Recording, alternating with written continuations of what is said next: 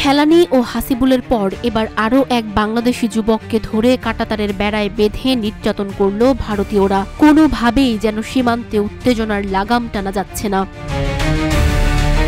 এখনো হাসিবুলের উঠানে আহাজারি চলছে, অথচ এরই মাঝে আরও এক খবর রীতিমতো পোড়া ঘায়ে লবণ ছিটিয়ে দিল।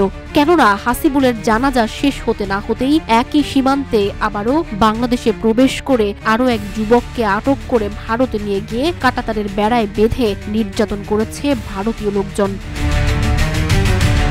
শুক্রবার দুপুরে জেলার পাটগ্রাম উপজেলার বাউরা ইউনিয়নের জমগ্রাম ডাঙ্গারপাড় এলাকায় ৮০১ নং মেইন পিলারের ১০/১১ সাব পিলারের মাঝামাঝি এ ঘটনা ঘটে। নির্যাতনের শিকার ওই যুবক জমগ্রাম ১ নং ওয়ার্ডের নূর হোসেনের পুত্র আজিনুর রহমান। ওই যুবক বর্তমানে ভারতের বিএসএফ সদস্যদের হেফাজতে রয়েছে। প্রত্যক্ষদর্শীরা জানান, আমার স্বামী আমার শাশুড়ি পাতা ছিঁড়ে যাচ্ছে, আইএনডিএর লোক আসি মারা ধরে গেছে। আমার ছেলে আমি পাতা ছিঁড়ে দিচ্ছি, আমি পাতা ছিঁড়েছি, ইন্ডিয়ার লোক আসি কাছে তোমার ইয়েও করে দিচ্ছে পাতা ছিঁড়ে আমাকে আমার ছেলে ঢাকাটাকি ডাঙানাকি করে দিয়ে আমার ছেলে নিয়ে গেছি, নিয়ে বিএসএফ হাতে দিয়ে দিছি। আমি আসলাম বাবুড়া থেকে আসি দেখি বলে আমার বউ আর আমার ছেলে পাতায় ছেড়ে গেছে। এখন ইতিমধ্যে শুনি উনি পিটি করিয়া আমার ছেলে মানে ডাঙা মারা করে নিয়ে যা বিএসএফের হাতে দিছে এই ভারতের লোক, ১০-১২ জন লোক।